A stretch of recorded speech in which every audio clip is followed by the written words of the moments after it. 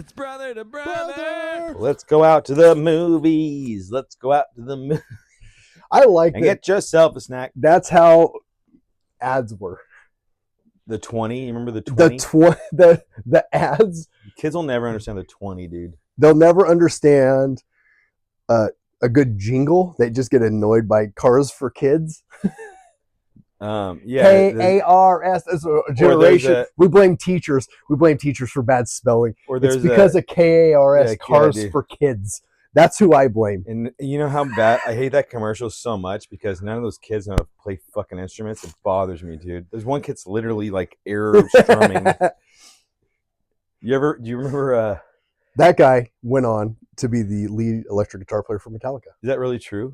No. That'd be great. Do you remember I love local jingles? There's not a lot of jingles anymore. Remember Stockdale Podiatry Group? Still, they use the same one still. We treat your feet. It's the same one. Only thing we do at Stockdale Podiatry Group. By the way, if you have a foot fetish like real bad, go to a podiatrist. If that doesn't cure you, I don't get the foot fetish. No, I don't. It's just I don't get it. I mean, I understand what does a nice pair of feet look like? It still looks like a foot. It looks like a foot. And by the way, I'm aware that either A, it was in a sock all day, or B, those toes are just getting grime.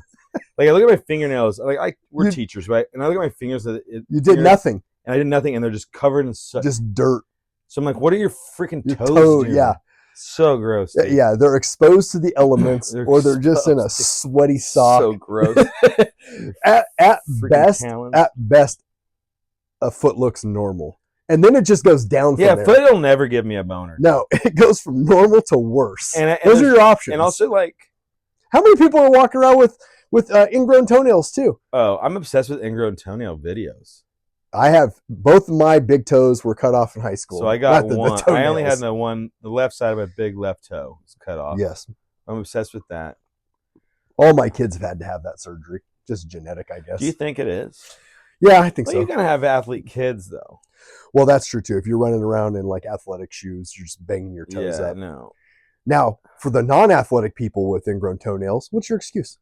That's what I want to know. You know what's crazy about getting a little older? We were athletes. We were physical people. Use our bodies. We're in shape. Now it's I'm standing is impossible.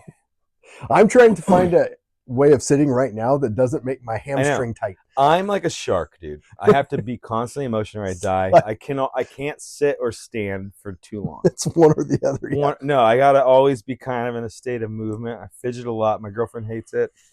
Yeah, life is like that. I had a guy one time tell me, I worked as a loan officer briefly, and this one guy he said he went through one of those Scientology. Yeah, the whole test. So, but it wasn't the test. It was a room full of 30 people, and it was to help focus. And so he went to this little thing, and he said one of them was you just had to sit opposite somebody else for 5 minutes and not move, not talk, not move, nothing. And I go, how was that? He goes, impossible. It was really hard because if you move, they would make you start over. And I go, oh, he goes, you would never be able to do it. And I go, well, yeah, I touch my eyes all the time. Well, even now, with the teaching, I teach 6th grade, right? And we had a pizza party today, and it was the kids were just freaking wild. And somebody's they're crazy. And I was like, try sitting still for 2 minutes and tell me if you could do it. Yeah. To that kid, that 2 minutes is 90 minutes. When people think that kids are a lot different today than they used to be, I remember my 6th grade class, our teacher was a guy named Mike Lingo. Mike Lingo went on to be the superintendent of the school district that we were part of, he was over 45 schools. I'm in a different district than you. Yeah, but this is Bakersfield City School District. Right. So he was a phenomenal teacher. He had a student teacher that year. Our class, and he never helped. He did not intervene for the student teacher at all. Sat. If the class was chaos, he just sat at his desk and let the student teacher try to manage the class. The class was completely out of control to the point where one day I am absent. I'm sick. I'm absent. I come back the next day and they go, you missed it. The teacher started crying and then took all of the teacher's edition books and left. And Mr. Lingo goes, yeah, that's true. Yeah, I don't have any more teacher's edition books. She took them and quit. and he was just Yeah, drove her out of the business. There you go. That was 1989, 90? No. Nothing has changed. By the way, my whole thing is like, you think kids just cuss more in person. No, do you think they're worse now? In the 70s and 80s, we were so bad they had to beat us with paddles. Yeah. You understand? They beat you into submission because you were horrible. They're like, by the way, I love your mic. Oh, sorry. Yeah. You know, it looks like a weird poof of chest hair. That's it's really funny. I like it. It's really Should funny. I move it? No, leave Should it. I shave it?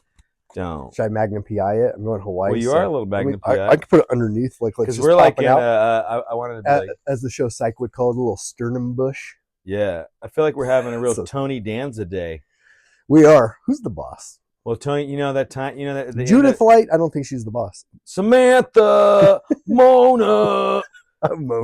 Mona. Do you remember it? What a wild Do you remember that show. He was like supposed to be a baseball player, and he has that horrible dive into home plate where he like just flies. He must have knocked the wind out of himself like an idiot. Yeah, but he was going home, and like right. Today, I was like, "Oh, this is real Tony Danza day." You know which the theme song that runs in my head recently is what? "Standing Tall." What's that Perfect from? Strangers. How did it go? I don't remember the whole thing. It was Cousin Laddie. Yeah, standing tall. I don't. On the have you wings heard of my dreams. If you can actually see it now.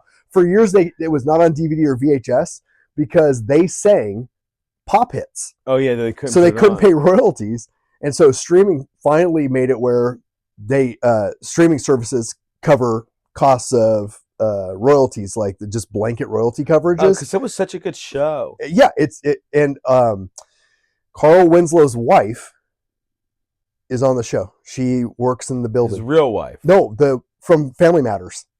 Oh, well, she was a good actor. Yeah, so she was supposed to be the lead on Family Matters. And Carl Winslow was busy getting banged by Diddy. Who knew? He had to go from saving Nagasaki Towers. He's in Die Hard. He's the cop in Die Hard.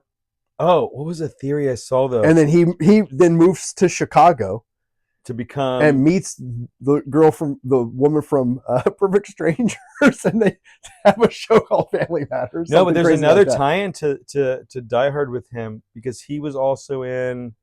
We're gonna have to edit this because I'm gonna look this up. No, we're not gonna edit anything. No. Okay. I love. What's your favorite theme song, TV show theme song of all time? And why was it written by Alan Thicke? It was all Thicke, dude. Thicke wrote some real memorable. What a player! Like what a Hollywood player, dude. To be like, oh, by the way, I can also write jingles. Yeah. Hey, I will star in your show, but only if I get to write the Growing Pains theme song. Do you remember the Growing Pains theme song? Come on, Naganado. Yeah, that's right. Yeah. No, it was. They had the best character ever too. You remember? Man having at each other. Is that Growing Pains? You got a diamond and love in my hand, baby, rain shine. No, but that was Cheers. That was Cheers. No, that was. It's just like wrong calling it. Hold on, shut up, dude. I'm thinking. Do you remember Kirk Cameron's best friend's name on that show? Boners to Bone. Boners to Bone. and Kids Are Worse Today. His best friend was Boners to Bone. Also, it feels very unethical that he just had like a therapy thing in his living room, like the door off of his living room. You know, my ex father-in-law was on Growing Pains. Growing Pains. Your ex father-in-law was Leonardo DiCaprio. Yeah, but you know he worked with Leonardo. Well, yeah, he was on that show. Wait. Okay, Carl Winslow theory. Hold on. All right, so we have Carl Winslow and Sergeant A.I. Powell are one and the same. So right. Carl Winslow is the same as the sergeant from. Okay, yeah, right. The same person. Okay, that's the theory. Both played by Reginald Vell Johnson. Right. Known for his days on Family Matters and recently with Mr. Puff Daddy. That's so Carl used to be a happy man living in Chicago with his family and working in the police force. So Die Hard's after. Hold on. Okay. One day he shoots a kid. As Steve told Urkel. to John McClane in Die Hard. He shoots a kid that had a gun. Yeah, a toy gun. He resorts to riding a desk. Consumed by his grief, out of sorts with the world, Carl fakes his death, changes his name to A.I. Powell, and moves, or Al Powell, I like that you keep calling him AI pal because that's what it looks like. Well, that's how it looks. Yeah. AI no, yeah, AI pal's good. And moves to LA to restart his life. He marries and starts to work as a police officer. He then regains his sense of worth by saving John McClane. That feels very accurate. And Holly's life at the end of Die Hard. Yeah, that feels accurate. So Die Hard came after. Isn't that hilarious? You know, the Family Matters, they had that third daughter. She was a porn star? Well, I think eventually. But like they had the older brother. She disappeared. They had the second brother, and then they had the girl, and then they just disappeared her.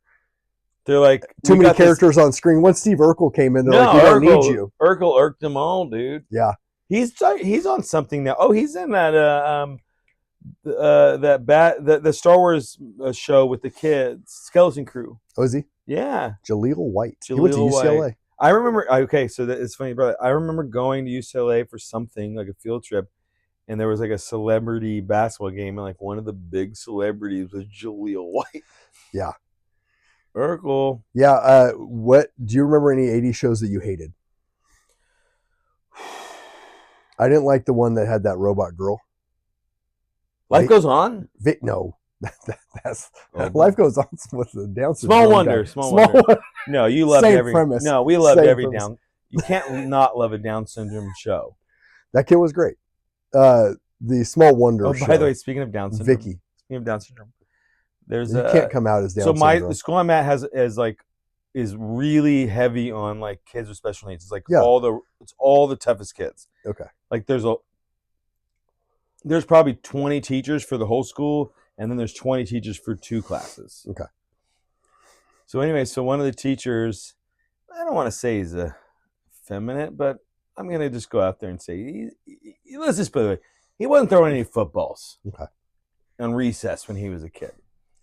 And the kids, this kid has Down syndrome, and he's like, "Can you throw me my ball?" And he goes, "Yeah, sure." And the guy threw it, and it was so bad it literally landed on the roof. Oh my gosh! And the kid just goes like this, dude. It was amazing. He's just sitting there. And he goes, "My ball." Did they get it down for that? They had to get a ladder. Oh my gosh, poor kid. My ball. That's what I would be thinking. Literally, I was like, me and the teacher I teach with, we were dying, dude. My ball. Oh my gosh. It was slow-mo, dude. It was like you couldn't write it better. That is the best. Yeah, shows in the 80s were, I miss the catchphrase. There's no catchphrases anymore. No catchphrases. No really absurd lineups like Mr. Belvedere, the live-in Butler. They do. There was a crossover recently with Always Sunny and that there's a school show. Something about Abbott Elementary. Yeah. You're kidding. Yeah. That must have been just Danny DeVito doing like a school day. That's Fox being like, "Hey, listen, this show's about to tank. We don't know why you idiots have kept going for so many years. They've never won an Emmy." Like they've never won an Emmy. Always Sunny. And like, dude, it's Always like, Sunny in Philadelphia is seasons? like Always Sunny in Philadelphia. Top 5 sitcom all time. Okay, easy. Give me your top 5. Top 5. Seinfeld is definitely up there. We don't have to rank them. Just top 5. This is fluid. Yeah, of course. Seinfeld. I agree. Always Sunny. I agree. And you can go back all the episodes. They hold up. The Office, especially the band episodes. The Office.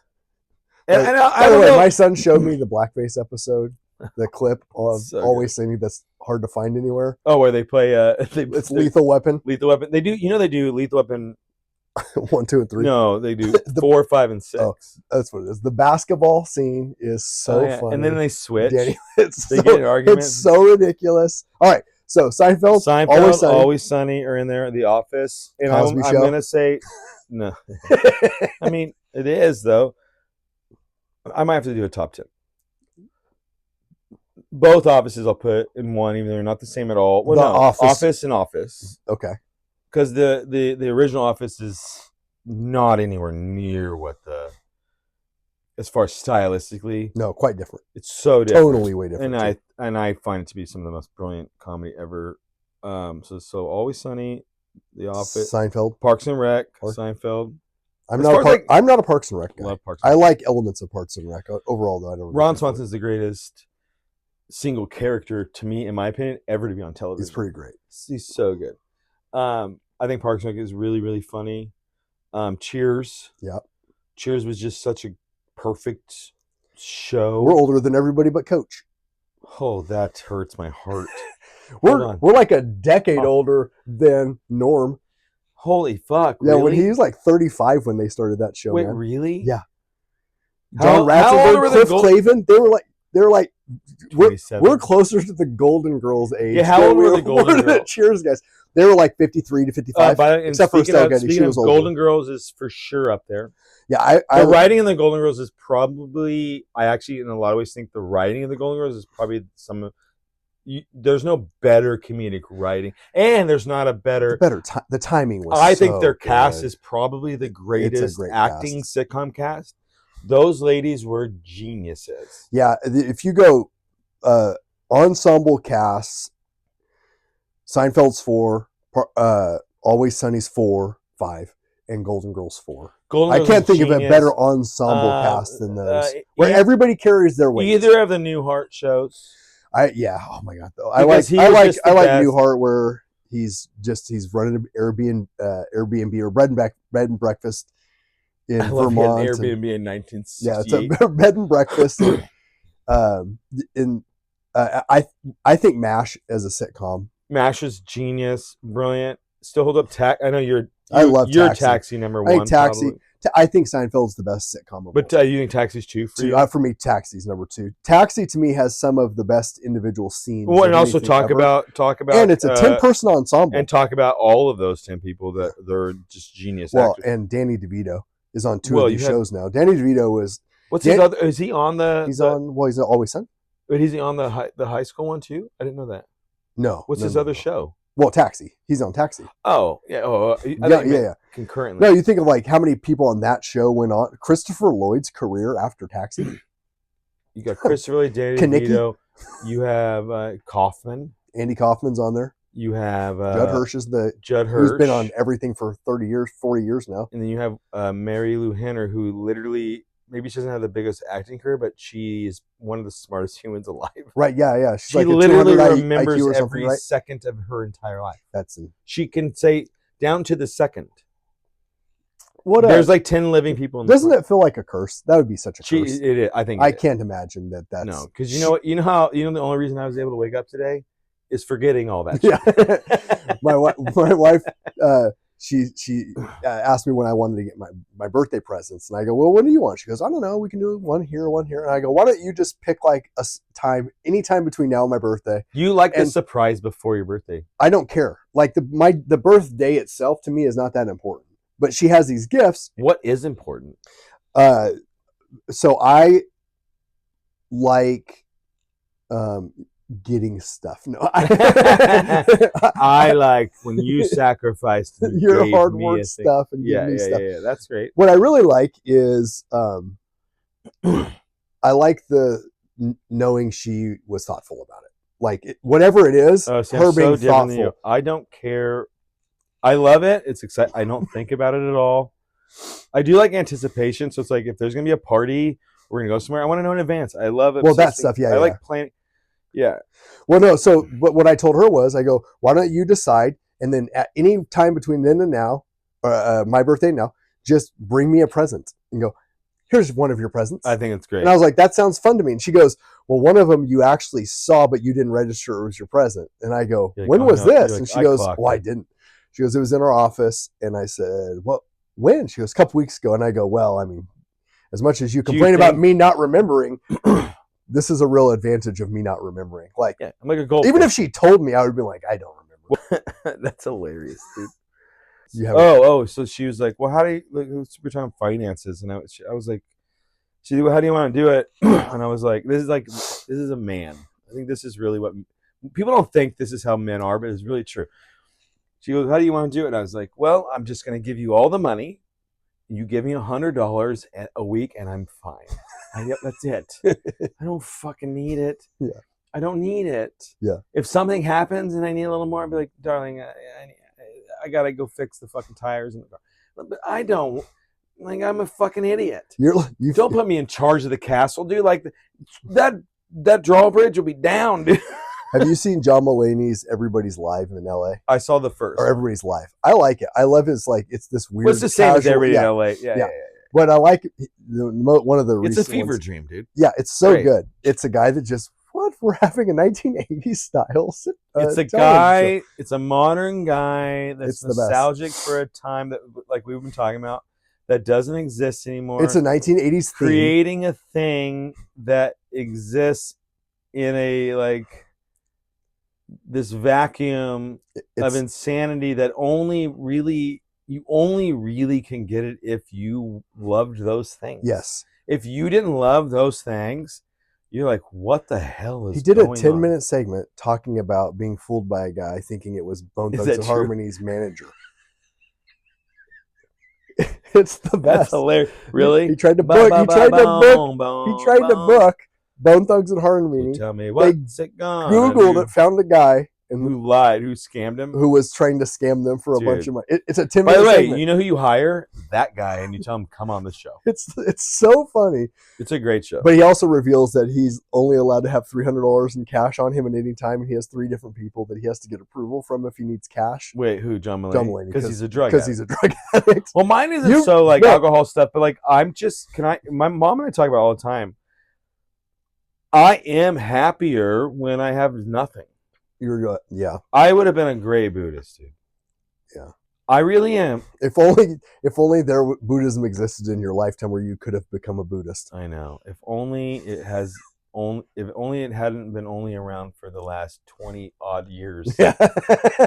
It's just arrived on the scene. But I really am. It was introduced to America by season 3 of White Lotus. Because when I have money, I'm like, well, we got to have a fancy dinner tonight. Right, yeah. When I'm broke, I am so pumped about that peanut butter and jelly sandwich. Right, yeah. Like, I love it, and I enjoy it. My wife got honey from the farmer's market, and I'm like, peanut butter and honey sandwich. Sounds good. Oh, that's good. Toasted peanut butter and honey. Remember that as kids? The best, dude. Oh. It's brother to brother.